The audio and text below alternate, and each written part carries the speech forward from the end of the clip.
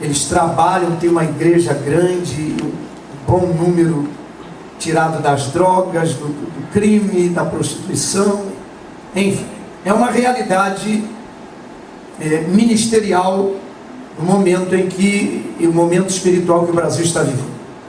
Então, domingo, venham, certo?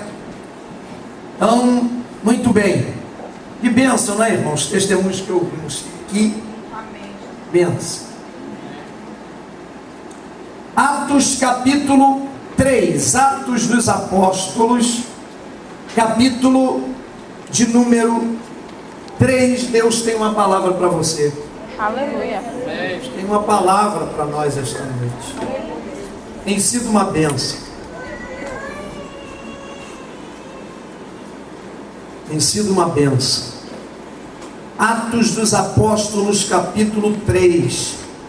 É o segundo livro de Lucas. Lucas era um gentio. Era um médico grego. E Lucas, aparentemente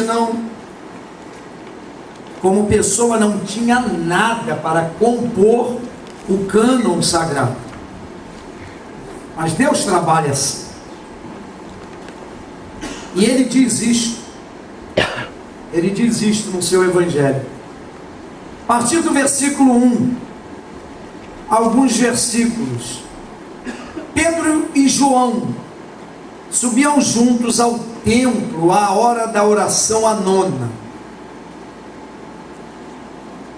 Hora do calendário daqueles dias, o calendário hebraico. 3 horas da tarde, na verdade. E era trazido um varão que desde o ventre de sua mãe era coxo. Nasceu assim, o qual todos os dias punham à porta do templo, chamada, o nome da porta e não do templo, era chamada Formosa, para pedir esmola aos que entravam. Ele, o coxo, vendo a Pedro e a João que iam entrando no templo, pediu que lhe dessem uma esmola. E Pedro, com João, fitando os olhos nele, disse: olha para nós. E ele olhou para eles, esperando receber alguma coisa. Havia uma expectativa. Ainda que fosse mendigo, ele sabia o que queria. Sua expectativa era uma realidade.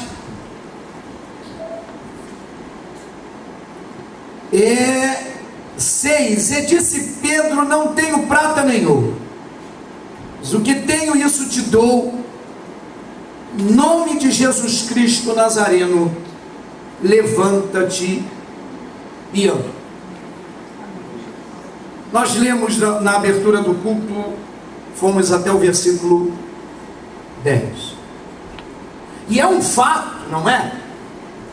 Visto aqui nesta história, que aquilo, qualquer que seja aquilo, que não pode ser comprovado, não deve ser crido.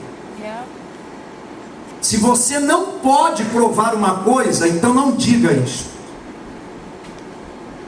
E se esta coisa não pode ser provada, ela não pode ser crida. É um princípio. O evangelho, ou os 4 evangelhos, eles foram escritos para revelar, na verdade, o plano divino sobre a possibilidade da mudança da natureza caída em Adão e o retorno do plano de Deus no início com Adão e Eva, demonstrando a possibilidade de de que o ser humano caído em Adão poderia ser restaurado, voltar à comunhão com Deus que havia no Éden antes da queda, e daí então conquistar tudo aquilo que Deus havia planejado desde o princípio. Por quê? Porque Deus é um Deus de planejamento. Deus é um Deus de planos. Ele tem pensamentos. Há um plano de Deus sobre ou direcionado para ser humano que ele havia criado, Adão e de Adão Eva. É um plano de conquista.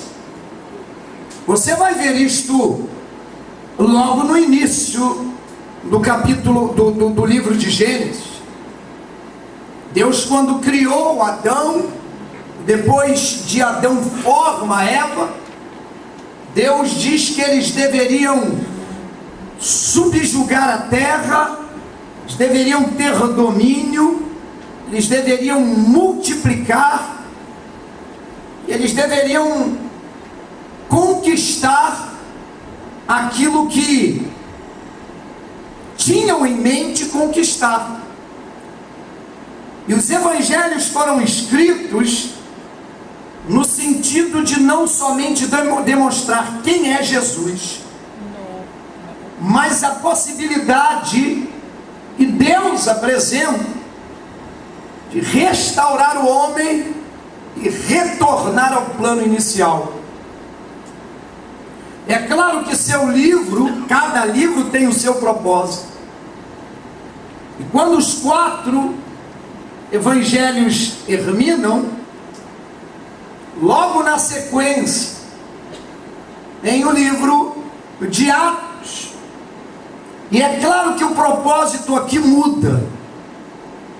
A ciência, ela desenvolve teses, tentativas, experiências, no sentido de provar aquilo que crê.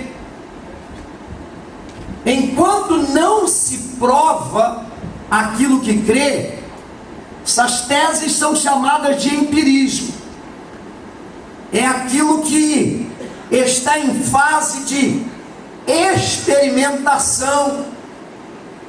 É como eu dizia ainda há pouco: o que não pode ser provado não deve nunca ser crido. Se alguém diz alguma coisa para você e não tem prova do que disse, não creia. Amém. Você vai se machucar. É verdade. Então lembre-se que é uma declaração do texto ou do contexto bíblico. E aí nós entendemos por que Atos foi escrito. Atos foi escrito para provar tudo aquilo que nos evangelhos Jesus disse que eu e você, restaurados nele, podemos fazer. Aleluia. E você vai ver o desenvolvimento do livro de Atos dos Apóstolos. Você vai ver ressurreição. É claro que existe nos evangelhos. Você vai ver curas, uma infinidade delas. Nós vamos ver intervenções angelicais sobrenaturais, como no caso do capítulo 12, quando Pedro é liberto da prisão. Ele diz que um anjo liberta e vai por aí. Nós vamos ver a realidade dos dons espirituais e como eles devem ser usados. É a razão básica do livro de Atos dos Apóstolos. Espírito de Deus nos dizendo a mim e a você